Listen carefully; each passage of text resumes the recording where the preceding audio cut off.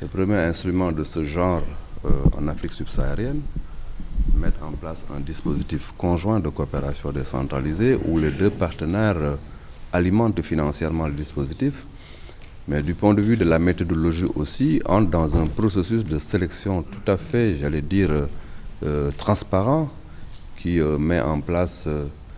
un système d'appel à projet qui, en tout cas, permet aux collectivités françaises et aux collectivités locales sénégalaises de venir effectivement donc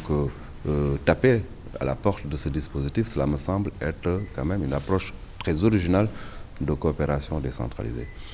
Originale mais aussi durable, parce que ce sont les acteurs à la base qui sont en tout cas intéressés au processus et qui viennent véritablement jouer le jeu de la manière la plus transparente. Dans ce dispositif, les deux gouvernements sont tout à fait motivés à augmenter l'enveloppe d'année en année. Je disais tantôt que cette année déjà, le gouvernement du Sénégal a augmenté son enveloppe de 50 millions de francs CFA,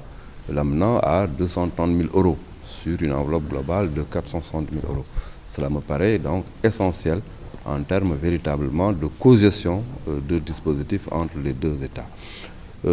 Maintenant, ce qu'il faut noter, c'est que la coopération décentralisée est un guichet du financement du développement local, est un guichet du financement de la politique générale de décentralisation. Je dis et je le répète souvent que la décentralisation, le développement local ne peut pas vivre que de transfert de l'État. Il faut d'autres guichets, dont la coopération décentralisée,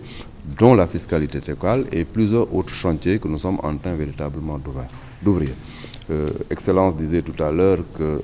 la phase 2 de l'acte 3